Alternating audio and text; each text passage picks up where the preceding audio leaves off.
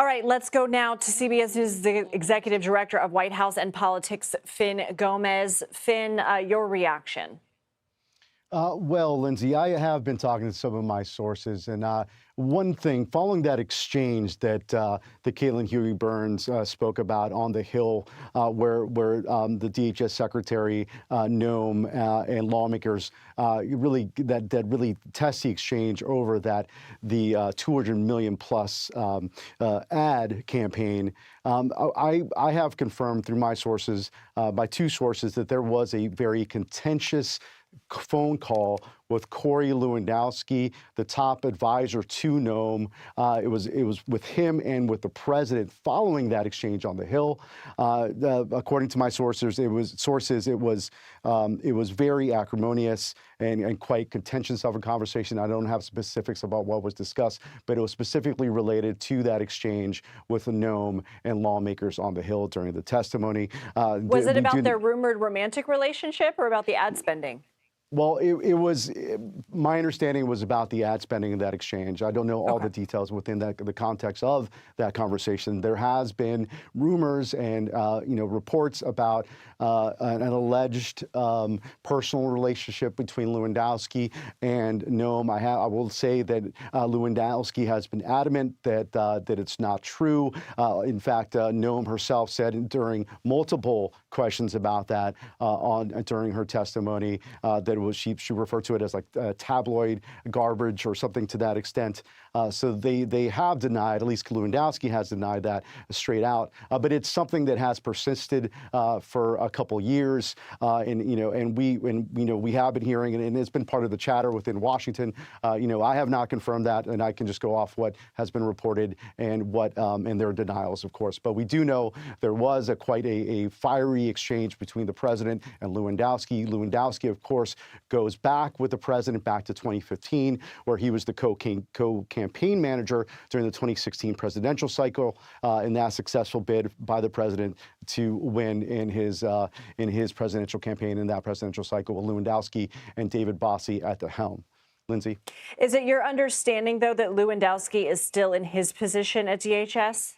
And that's a good question. I have reached out to Lewandowski. I have not heard back yet on that.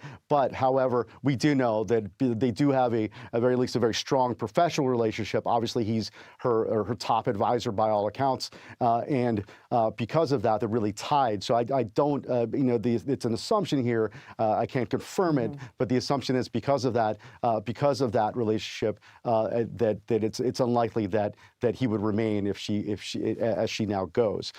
So I really doubt that Senator Mullen would continue to keep him on as well. Senator Mullen is really interesting. I know that Caitlin Huey Burns spoke about him, but he's someone from, as been reported, he's a junior senator from Oklahoma. He's a former plumbing company owner.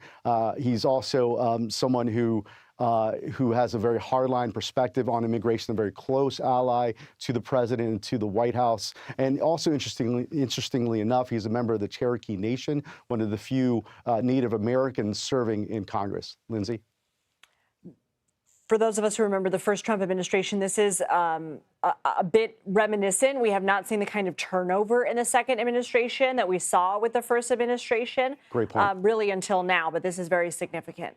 No, to that point, like I did cover all 4 years of the first Trump administration, and there was a lot of this sort of upheaval that you saw then. A lot, 6 months, and they would change the chief of staff. Reince Priebus famously defenestrated by tweet by the president then. But this time around, you really haven't seen that much.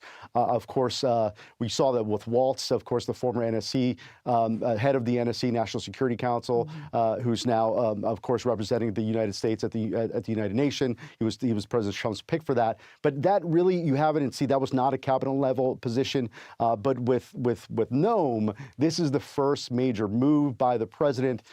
Really, we had been hearing, I had been speaking to senior White House officials this year that there was some, there had been this growing sense within the White House that Noem was becoming more of a problem, at least optically and externally, for the president as he tried to implement his hardline immigration policy that he campaigned on, and it was becoming more of a distraction. I know we've already reported this, but following the events that occurred in Minneapolis, there was more of a pronounced internal consensus that there had to be a change at the head of DHS. And I think there was a sense that the writing was on the wall. I'd been hearing that in some form for weeks. I know also Nicole Skanga, our great correspondent at DHS, had also been hearing that. So I think it was, I think that the testimony on the Hill from this week was really the final straw, Lindsay, and that's why you saw this big move by the president to try to correct this.